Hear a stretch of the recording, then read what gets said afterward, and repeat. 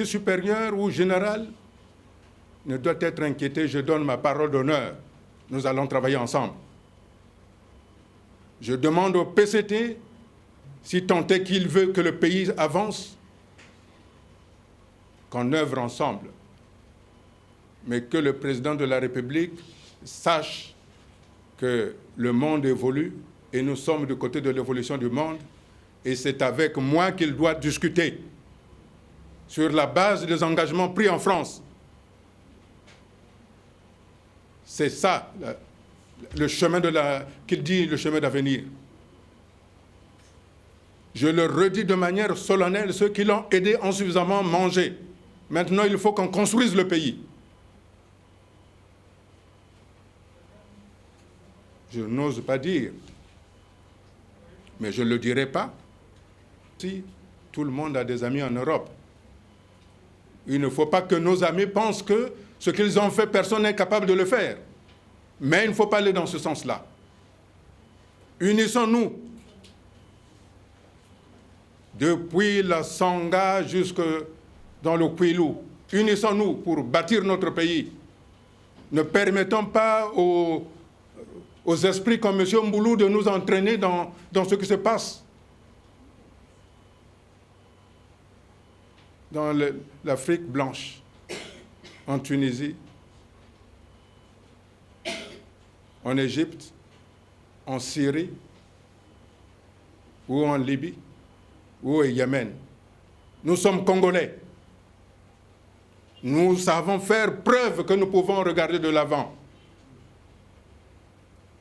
Oui, je m'engage aussi à ce que tous nos jeunes qu'on a pervertis avec les armes, il faut qu'ils rentrent dans un programme de réinsertion. Qu'ils soient Cobra, ou Ninja, ou Mamba, ou Requin,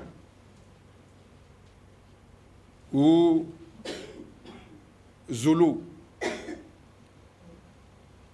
Tous ces jeunes-là, ce sont nos jeunes qui doivent construire le pays. Nous leur tendons la main pour qu'ils soient dans la réinsertion professionnelle. Voilà, mesdames et messieurs les journalistes, les vœux que je vous présente et je vous remercie. Après son message de vœux, Modeste Bokadia s'est prêté aux questions de la presse. Non, c'est tout à fait normal. Le président de la République est le garant de l'unité nationale. Il est le garant de l'unité nationale, c'est tout à fait normal que je lui adresse d'abord les vœux, d'une part, et d'autre part, le président de la République, à un moment donné de notre histoire, a su faire preuve de courage politique lorsqu'il nous a permis d'aller à la conférence nationale. Et comme nous nous trouvons à peu près à la même période, aux mêmes événements qui ont conduit à la convocation de la conférence nationale, il est tout à fait normal que je m'adresse d'abord au président de la République en lui proposant ses vœux. Quant au ministre de l'Intérieur et de la décentralisation, je ne suis pas contre lui, il faut qu'on s'entende bien. Mais il met le président de la République en difficulté. Parce que le président de la République a promis dans ses vœux des élections libres et transparentes. Or, pour aller aux élections libres et transparentes, il faut connaître exactement le corps électoral. Nous ne connaissons pas le corps électoral. Ça veut dire qu'il va faire mentir le président de la République. C'est pour ça que son échec doit tirer la conséquence de son échec. Il a manqué le recensement administratif. Personnellement, j'ai toujours demandé qu'il nous faut un recensement général de la population et de l'habitat pour que nous puissions connaître exactement combien nous sommes et qui va être électeur. Ce que M. Mboulou n'a pas su faire. C'est pour ça que je pense qu'il a compris que c'était une heure. Comme je l'ai dit à Pointe-Noire, c'est pour ça qu'il m'a remercié. Et c'est pour ça que je lui dis qu'il doit tirer les conséquences. M. Sassou a une politique, moi j'ai une autre politique. Moi je suis de l'autre politique. L'autre politique est toujours engagée vis-à-vis. Je souhaite que les Congolais ont de quoi manger. Je souhaite que les Congolais Quand ils vont dans les hôpitaux, je souhaite qu'ils soient bien traités. Je souhaite que nos enfants aient des structures sociales, des structures scolaires dignes. Je souhaite que chaque Congolais ait de l'eau, ce que la politique de M. Sassou ne peut pas garantir aujourd'hui. Parce que M. Mboulou est le garant, devrait être le garant des élections législatives transparentes. Il ne le fait pas. Mettons les conditions. Si nous avons de très bonnes élections législatives, nous changerons le Parlement, nous verrons une autre politique qui sera mise en place. M. Mboulou ne nous permet pas ça. Et j'avais déjà dit à M. Mboulou, nous nous sommes battus pour que chacun de nous s'exprime dans ce pays. Il ne faut pas que M. Mboulou nous ramène en arrière. Et je félicite le président parce que le président aussi est d'accord pour que nous ne revenions pas en arrière. C'est ce qu'il avait dit lui-même. Et comme moi je veux que nous allions de l'avant, c'est pour ça que j'appelle le président de la République à être du côté des forces de progrès. Les forces de progrès, c'est nous. Les forces rétrogrades, c'est le PCT avec M. Mboulou. Je n'ai jamais caressé le président de la République parce que je ne suis pas de ces bords-là. Hein? Bon, je dis ce que je pense au président de la République parce que je suis un démocrate et un républicain. Il est tout à fait normal, tout en étant démocrate, de parler de manière ferme mais respectueuse. J'ai du respect pour le président de la République, mais je n'accepte pas la façon dont son gouvernement fonctionne. Et comme c'est lui le Premier ministre, le chef de gouvernement, donc je lui dis ce qu'on doit faire. Et aujourd'hui, comme je l'ai dit tantôt, nous avons les mêmes ingrédients que ce qui a conduit le président Ben Ali, qu'on disait qu'il pouvait être réélu en 2014. 3 mois après, il était débarqué. Nous avons les mêmes ingrédients que ce qui est arrivé en Égypte. Nous avons les mêmes ingrédients qu'au Yémen, qu'en Syrie ou en Libye. Mais pourquoi voulez-vous qu'on prenne ce chemin-là? Puisque nous nous trouvons exactement à la croisée comme à la conférence nationale. Prenons les décisions de la conférence nationale.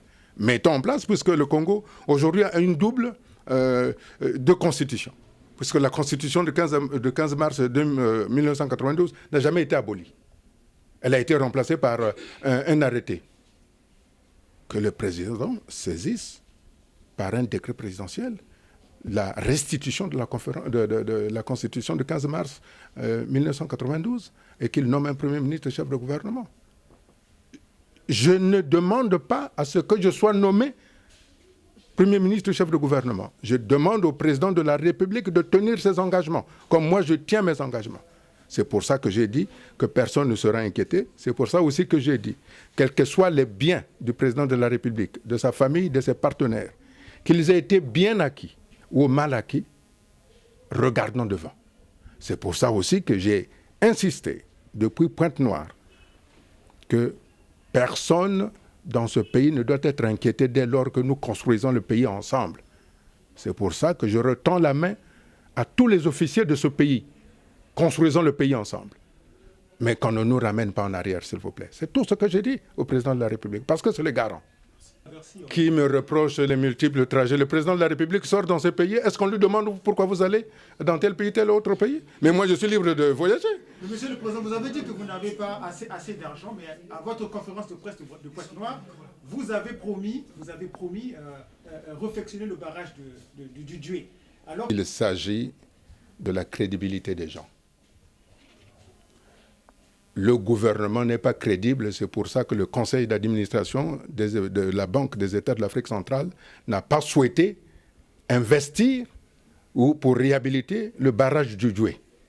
C'est la seule raison. Si on leur donne l'argent, ça disparaît.